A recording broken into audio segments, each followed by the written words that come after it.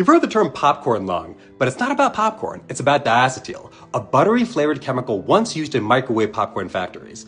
Workers exposed to high levels of this chemical developed something called bronchiolitis obliterans, or popcorn lung. This caused scarring, narrowing of airways, chronic cough, and breathlessness. Some flavored vape liquids also contain diacetyl, even after a ban loopholes remain. And inhaling it? Way more dangerous than eating it. Popcorn lung doesn't go away, it's permanent. It can look a lot like severe asthma, but it doesn't respond to typical meds. Before you hit that next puff, ask yourself, what's really in it? Your lungs weren't made for buttered chemicals.